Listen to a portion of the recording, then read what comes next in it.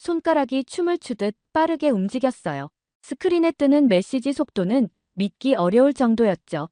어떻게 이렇게 빠를 수 있지? 한글이라는 문자가 가진 놀라운 비밀. 그 순간부터 한글에 대해 본격적으로 연구해 보기로 했어요. 평생 언어를 연구해 왔지만 이렇게 빠르고 직관적인 문자는 처음이었어요. 디지털 시대에도 여전히 혁신을 이끄는 문자 한글. 과연 그 안에는 어떤 비밀이 숨겨져 있을까요? 지금부터 그 놀라운 이야기를 시작해 볼까 합니다. 여러분, 구독은 안 하셔도 괜찮으니 좋아요만 눌러주신다면 너무나 감사하겠습니다. 안녕하세요. 저는 뉴욕에 사는 50대 중반의 언어학자이자 디지털 입력 시스템 컨설턴트인 엘리자 스탠서예요. 오랫동안 언어의 구조와 효율성을 연구하며 살아왔고, 다양한 언어 체계가 가진 독특한 특성을 분석하는데 평생을 바쳤어요. 하지만 사실 한글에 대한 저의 첫 인상은 특별하지 않았어요. 책이나 연구 논문에서 한글에 대한 정보를 접할 때마다 한글이 체계적이고 과학적이라는 평가에 고개를 끄덕이긴 했지만 연구하고 싶다는 생각은 들지 않았거든요. 언어학자의 눈으로 본 한글은 그저 잘 설계된 문자 중 하나였을 뿐이에요. 오히려 복잡하면서도 미학적인 중국의 한자나 다양한 층위에서 작동하는 일본어 문자 체계에 더 큰 흥미를 느꼈던 게 사실이에요. 그런데 그 모든 선입견을 깨뜨리는 일이 있었어요. 제가 한국의 디지털 입력 시스템 컨퍼런스에 참석했을 때였죠. 당시 컨퍼런스는 전 세계의 언어학자와 기술 전문가들이 모여 디지털 환경에서 문자 입력 방식과 효율성을 논의하는 자리였어요. 저 역시 새로운 입력 시스템 연구 결과를 발표하기 위해 참석했지만 무엇보다 제게 인상적이었던 건 행사 도중의 작은 시연이었어요. 발표자가 무대에 올라 한국의 문자 입력 시스템을 소개하며 스크린에 스마트폰 화면을 띄웠어요. 그리고 놀라운 장면을 보여줬죠. 그는 스마트폰 키보드를 터치하면서 문장을 입력했는데 그 속도와 정확성은 믿기 어려울 정도로 빨랐어요. 마치 피아니스트의 손놀림처럼 리듬감 있게 손끝이 움직였고 순식간에 문장이 완성되었죠. 그때의 장면은 아직도 생생하게 기억납니다. 순간적으로 주변 사람들의 반응을 살폈어요. 참석자들 사이에서 탄성이 터져나왔고 일부는 서로 눈을 맞추며 놀라움을 감추지 못했어요. 저 역시 입을 다물지 못한 채 화면을 바라보았죠. 시연이 끝나자마자 옆자리에 앉아있던 동료 교수에게 물었어요. 어떻게 저렇게 빠르고 정확할 수 있죠? 특별한 기술이 사용된 건가요? 그는 웃으며 말했습니다. 아니요. 비밀은 기술이 아니라 한글이에요. 한글은 문자 구조 자체가 과학적이어서 입력 효율이 아주 높습니다. 그 짧은 한마디가 제 머릿속의 고정관념을 완전히 흔들어 놓았어요. 단순히 문자 체계가 잘 설계된 수준이 아니라 실생활에서의 효율성과 실용성까지 고려된 문자라니. 그 순간부터 저는 한글에 대해 엄청난 감탄을 시작했어요. 어떻게 문자 하나가 이렇게 디지털 시대에 딱 맞을 수 있지? 이건 단순한 우연이 아니야. 저는 곧바로 메모장에 이 생각을 기록했어요. 그날 이후 한글에 대한 제 생각은 완전히 바뀌었어요. 평생 연구해온 문자 체계와 언어의 진화 속에서 한글은 제가 간과했던 혁신과 가치를 고스란히 담고 있었던 겁니다. 한국의 스마트폰 입력 시스템이 단순한 기술 혁신이 아니라 한글이라는 문자 자체의 우수성 덕분에 가능했다는 사실은 정말 충격적이었어요. 그날 밤 호텔로 돌아와 저는 한글에 대한 기존 논문과 연구 자료를 펼쳐봤어요. 그러자 그동안 제가 무심코 지나쳤던 부분들이 하나둘 눈에 들어오기 시작했죠.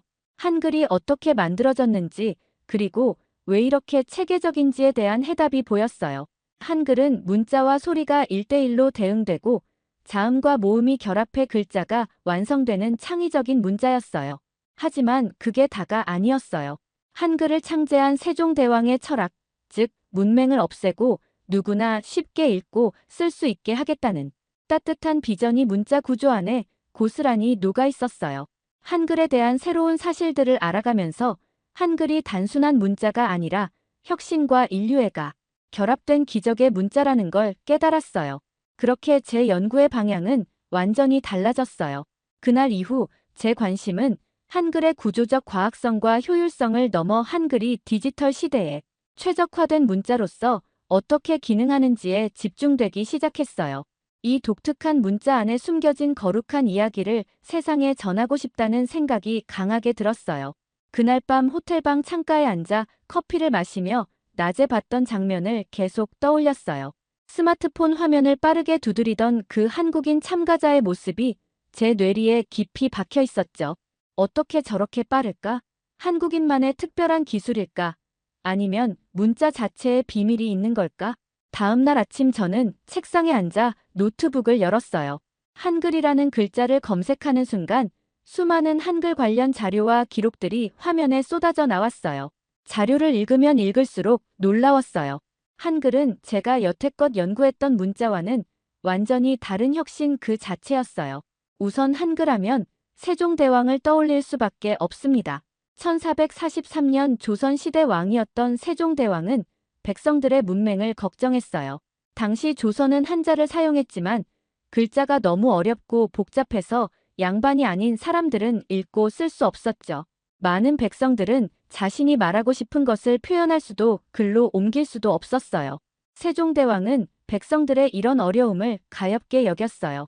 기록에 따르면 그는 백성들이 배우기 쉽고 편리하게 쓸 수 있는 글을 만들어야 한다고 결심했죠. 그리고 마침내 훈민정음이라는 혁신적인 문자를 창제했어요. 그 이름조차도 깊은 뜻이 있었어요. 백성을 가르치는 바른 소리라는 의미였죠. 한글의 구조는 그야말로 기적 같았어요. 세종대왕과 학자들은 글자를 소리의 원리대로 만들었어요. 예를 들어 기역은 혓부리가 목구멍을 막는 모습에서 유래했고 미음은 입술을 담은 모양에서 나왔어요. 한글을 배우면 누구나 쉽게 소리와 글자를 연결할 수 있었죠. 저는 한글이 창제된 이후의 이야기를 찾아 읽으면서 감탄을 금치 못했어요. 한글이 창제되자 사람들의 삶이 바뀌기 시작했어요. 글을 읽고 쓰는 것이 양반들만의 특권이었던 시대의 글자가 이제 백성들의 것이 된 거예요. 세종대왕의 한글 창제로 당시 백성들이 읽고 쓰는 것이 가능해졌다고 해요.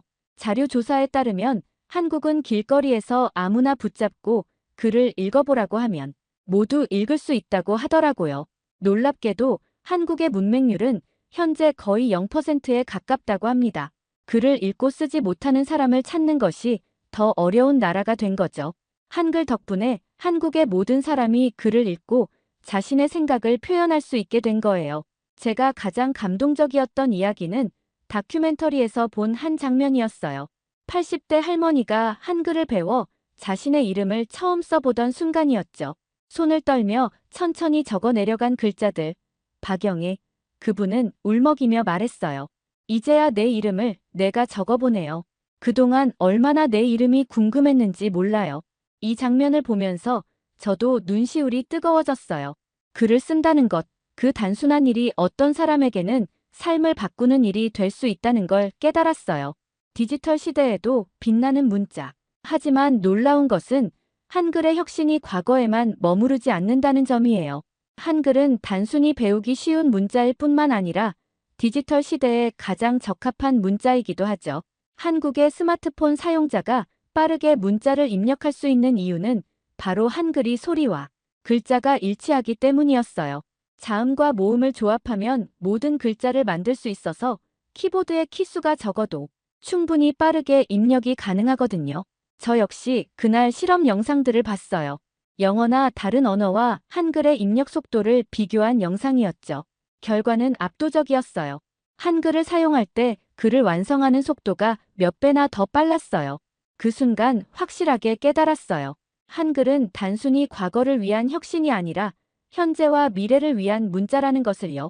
한글은 모두를 위한 문자로 태어났고 지금도 디지털 세상에서 그 진가를 발휘하고 있어요. 호텔 창가에 앉아 다시 한번 세종대왕의 업적을 생각해봤어요. 쉽고 편리하게 쓰이는 문자. 세종대왕의 신념은 500년이 넘는 시간 동안 여전히 빛나고 있었어요.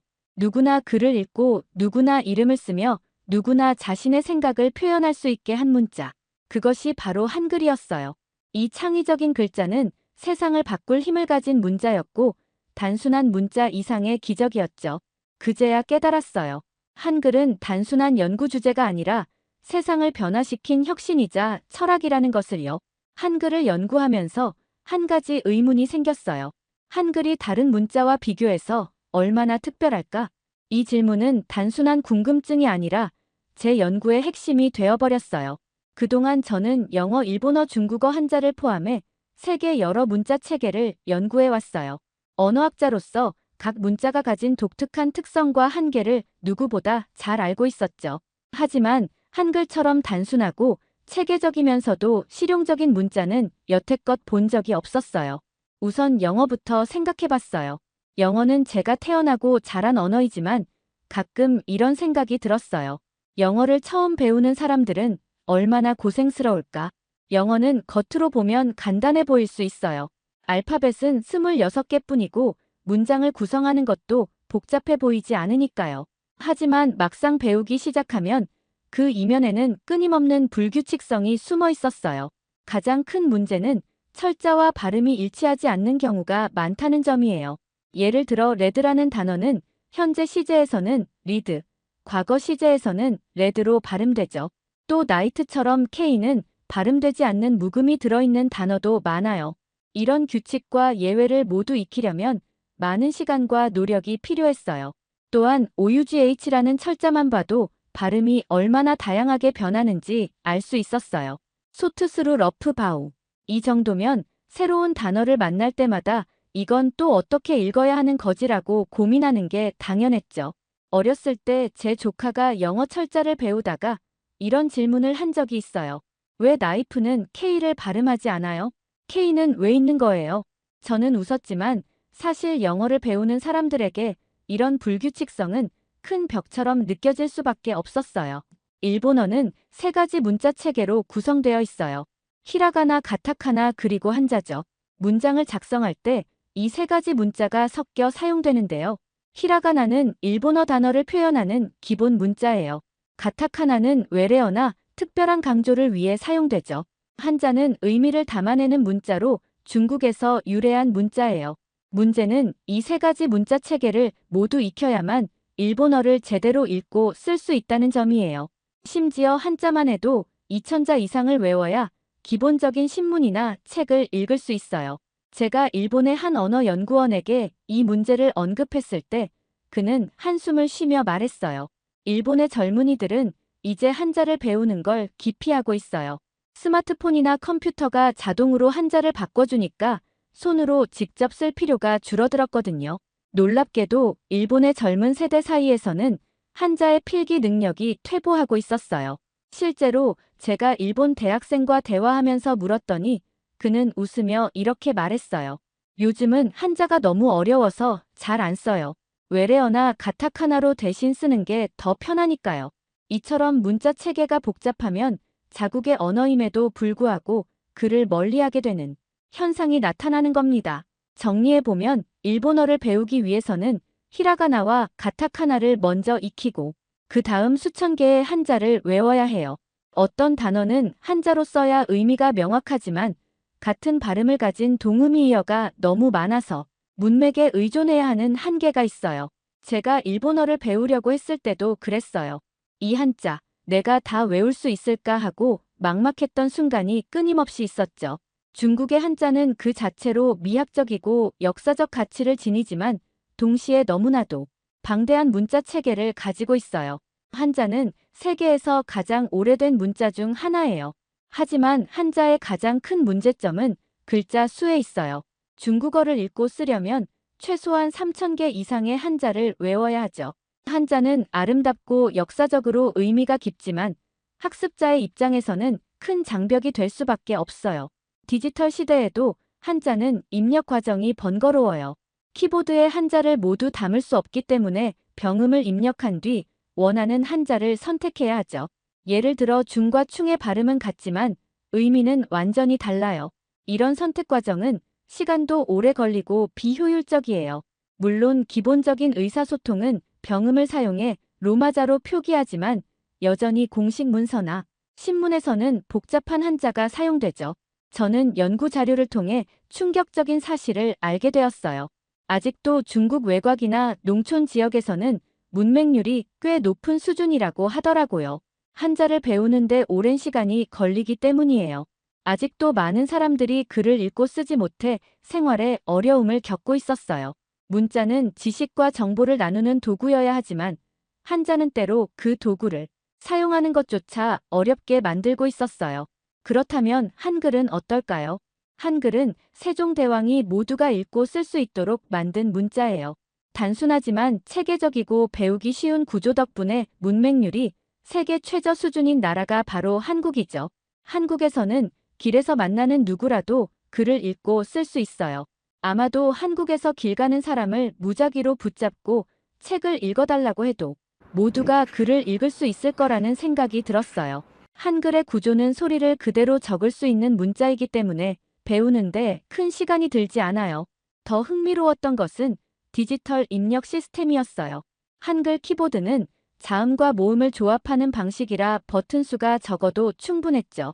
한국인들이 스마트폰으로 메시지를 보내는 속도는 정말 놀라웠어요. 얼마 전 한국 여성과 대화를 나눈 적이 있었어요. 그녀는 손가락으로 화면을 두드리며 웃으며 말했죠. 한글은 소리 나는 대로 쓰면 돼요. 복잡할 게 없으니까 빠르고 편리하죠. 이 간결함과 직관성은 한글을 디지털 시대에 최적화된 문자로 만들어 주었어요. 한글의 구조적 우수성과 실용성을 확인한 뒤 제 연구의 방향은 자연스럽게 디지털 시대에서의 한글로 이어졌어요. 과거 세종대왕이 만든 한글이 과연 현대 기술과 어떤 조화를 이루고 있을까? 그것은 제게 매우 흥미로운 질문이었어요. 한글은 역사 속에서 백성들을 위해 창제된 문자였지만 디지털 시대에도 여전히 빛을 발하고 있었어요.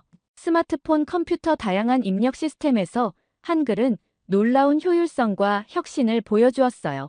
저는 이를 직접 경험하고 이해하기 위해 한국을 방문했어요.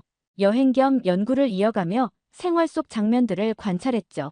그곳에서 저는 한글이 얼마나 일상에 깊이 녹아있는지 다시 한번 깨달을 수 있었어요. 한국에 머무는 동안 저는 가끔 지하철이나 카페에 앉아 사람들을 관찰했어요. 스마트폰 화면을 터치하는 손가락들은 마치 춤을 추듯 부드럽고 빠르게 움직이고 있었죠. 특히 젊은이들이 메시지를 입력하는 속도는 믿기 어려울 정도였어요. 한 번은 제 옆자리에 앉은 학생의 손놀림을 보고 깜짝 놀랐어요. 그는 마치 피아노를 연주하듯 엄청난 속도로 문장을 입력하고 있었거든요. 화면을 들여다보니 이렇게 적혀 있었어요. 오늘 수업 끝나고 바로 만날까, 키키. 그 짧은 문장을 작성하는 데 걸린 시간은 고작 몇 초에 불과했죠. 제가 신기해서 학생에게 물어봤어요.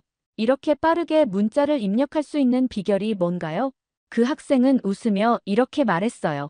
한글은 자음과 모음만 조합하면 되니까요. 키보드가 단순해서 입력하기 정말 쉽죠. 저는 한국어 키보드를 자세히 살펴보았어요. 영어 키보드는 26개의 알파벳이 나열된 반면 한글 키보드는 자음과 모음이 체계적으로 배치되어 있었어요. 이것이 바로 비결이었어요. 한글은 소리를 문자로 변환하는 원리가 명확하고 간단하기 때문에 키의 수가 적어도 빠르게 입력할 수 있었어요. 예를 들어 사랑해를 입력하려면 시옷 아 리을 아 이응 히읗에를 순서대로 누르면 되더군요. 이 간단한 원리 덕분에 누구나 쉽게 한글 키보드를 사용할 수 있었던 거예요. 여기서 저는 또 한 가지 더 새로운 사실을 알게 되었어요.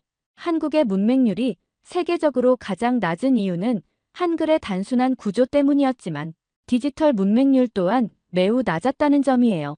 많은 국가에서는 여전히 문자 입력을 어려워하는 노인층이 많아요. 하지만 한국의 어르신들은 스마트폰을 능숙하게 다루며 문자를 보내는 모습이 매우 인상적이었죠. 지하철 휴게실에서 한 할아버지가 스마트폰을 꺼내 화면을 두드리기 시작했어요. 아마 친구에게 메시지를 보내는 모습이었겠죠. 저는 그 장면을 보면서 생각했어요. 한글이 쉽기 때문에 가능한 일이 아닐까? 한글은 세종대왕의 창제 의도처럼 누구나 쉽게 배우고 사용할 수 있었고, 이 간단함은 디지털 시대에서도 그대로 이어지고 있었어요. 스마트폰과 컴퓨터를 처음 접한 노인들도 쉽게 적응할 수 있었던 건 바로 한글의 직관적인 구조 덕분이었죠.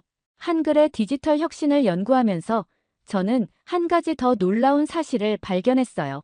바로 한글의 글로벌 적용 가능성이었죠. 한글은 규칙적이고 체계적이기 때문에 외국인들도 배우기 쉬워요. 실제로 제가 만난 한 프랑스 출신 언어학자는 이렇게 말했어요. 한글은 배우기 정말 쉽습니다. 몇 시간만 배우면 읽고 쓸 수 있어요. 발음과 글자가 정확히 일치하니까 외국인에게도 매력적인 문자죠. 특히 한국의 디지털 콘텐츠가 전 세계로 확산되면서 한글 사용은 더욱 증가하고 있었어요. 저는 한글이 디지털 환경에서 글로벌 문자로서의 잠재력이 크다고 확신하게 되었어요. 한글을 연구하며 다시 한번 세종대왕의 창제 의도를 떠올렸어요. 그는 백성들이 누구나 쉽게 읽고 쓸 수 있도록 한글을 만들었어요. 그 정신은 500년이 지난 지금도 디지털 시대에 그대로 이어지고 있었죠. 스마트폰 화면에서 컴퓨터 자판에서 한글은 최적화된 문자로서 빛나고 있었어요. 빠르고 정확하며 누구나 사용할 수 있는 문자. 그것이 바로 한글이었어요. 그날 밤 저는 연구 노트를 정리하며 이렇게 적었어요. 한글은 과거를 위한 혁신이었고 디지털 시대의 미래를 여는 열쇠다. 그리고 한글의 아름다움은 정말 독보적이었어요. 한글 캘리그라피와 서예는 단순히 기능적 문자에서 벗어나 예술로 승화되어 있었어요. 과학적이면서도 예술적인 문자, 생각할수록 한글은 정말 놀라였던 겁니다. 세종대왕이 꿈꾸었던 모두를 위한 문자는 단순한 역사의 한 장면이 아니었어요. 한글은 여전히 우리 시대를 위한 혁신이자 희망이었어요. 디지털 시대에 최적화된 문자로서 그 가치를 증명하고 있었죠. 누구나 배우기 쉽고 입력하기 간단하며 글로벌 가능성까지 적용되는 문자. 한글은 이제 더 이상 한국만의 문자가 아니라고 생각합니다. 과거와 현재 그리고 미래를 잇는 혁신적인 문자로서 세상에 그 가치를 드러내고 있었어요. 한글을 연구하며 한 가지 분명한 진실을 깨달았어요. 세종대왕의 한글 창제는 단순한 문자 혁신이 아니었다는 것. 그것은 모든 사람이 글을 읽고 자신의 생각을 표현할 수 있도록 한 평등과 인류애의 실현이었어요. 세종대왕은 누구나 배우기 쉬운 글자를 만들고자 했죠. 글이 지식인의 전유물이었던 시대에 그는 백성의 삶을 바꾸고자 했고 그 결과 한글은 모두를 위한 문자로 태어났어요. 호텔방 창가에서 커피를 마시며 생각했어요. 한글은 단순한 문자가 아니라 세상을 바꾼 따뜻한 비전이구나. 디지털 시대에도 여전히 한글은 누구에게나 열려 있어요. 그 단순함과 과학적 구조는 문맹을 없앴고 이제는 기술 혁신의 중심에 서 있어요. 세종대왕의 정신은 시대를 넘어 지금 이 순간에도 여전히 빛나고 있었어요. 세상을 위한 문자. 바로 그 한글을 더 많은 사람들에게 알리고 싶다는 열망이 제 가슴을 채웠어요. 저는 한글을 연구한 노트의 마지막 페이지에 이렇게 적었어요. 한글은 문자 이상의 기적이다. 디지털 시대에도 여전히 유용하며 인간을 향한 세종대왕의 따뜻한 비전이 담겨 있다. 그리고 한글로 직접 작성한 문장을 노트북 화면에 띄웠어요. 세종대왕과 한국인들에게 진심으로 감사합니다. 한글은 제게 혁신과 인류애를 가르쳐준 최고의 문자입니다. 이제 저는 전 세계에 한글의 가치를 알리는데 제 지식을 활용하기로 결심했어요. 한글은 단순히 한국의 문자로 머물 것이 아니라 세계가 배워야 할 혁신이자 기적이에요. 다시 한번 한글을 창조하신 세종대왕님께 깊은 감사를 드립니다. 여러분들의 의견들을 댓글로 남겨주시길 바랍니다. 오늘도 시청해주셔서 진심으로 감사합니다.